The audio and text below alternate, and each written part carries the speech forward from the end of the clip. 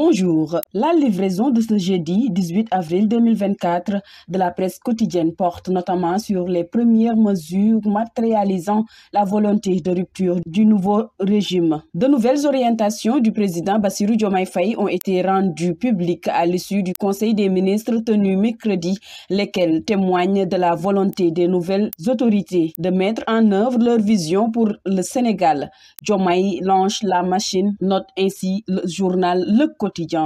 En revenant sur ces nouvelles orientations qui font la une de la plupart des quotidiens, Le Soleil détaille ces grandes décisions en évoquant en premier le point concernant la publication des rapports des 5 dernières années de la Cour des comptes, de l'Inspection générale d'État et de l'OFNAC, l'Office national de lutte contre la fraude et la corruption. La création d'une autorité de régulation du secteur de l'eau et d'un bureau d'intelligence et de prospective économique, ainsi que d'une direction des affaires religieuses et de l'insertion des diplômés de l'enseignement arabe font aussi partie de ces mesures, rapporte Le Soleil.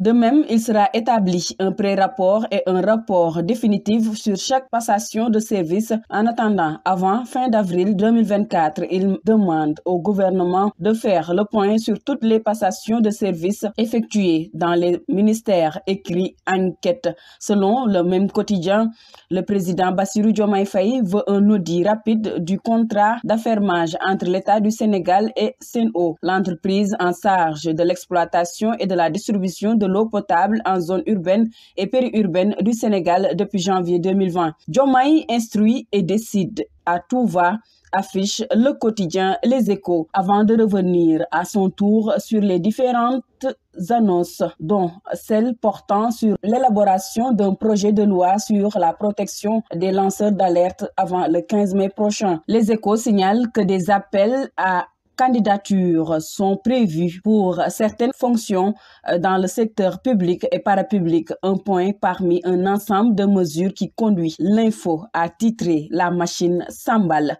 Rewmi Quotidien considère que de cette manière, le président Bassirou Diomaye Faye lance le début d'exécution du projet, c'est-à-dire la vision sur la base de laquelle le nouveau régime compte gouverner le Sénégal. En conformité avec les principes du Jubal Jubanti, transparence promise, le président Faye annonce les couleurs de la réduction des comptes, indique Sud Quotidien. Diomaye lève le coude de Macky Sall, affiche Walf Quotidien en référence à des déclarations restées célèbres du prédécesseur de l'actuel locataire du Palais de la République. Le président Sall, en son temps, avait déclaré qu'il avait mis le coude sur certains rapports et audits de gestion, ce qui avait été perçu comme une forme d'impunité dont bénéficient certaines figures de son régime. Ce sera une question de temps avant de voir sur la place publique tous les rapports des 5 dernières années des corps de contrôle, soutien Source A Quotidien, selon lequel pour fouiller les ex-ministres de Macky Sall après leur passation de service, Diomaye leur colle Sonko. Sale temps pour les magouilleurs, commente Libération via sa machette.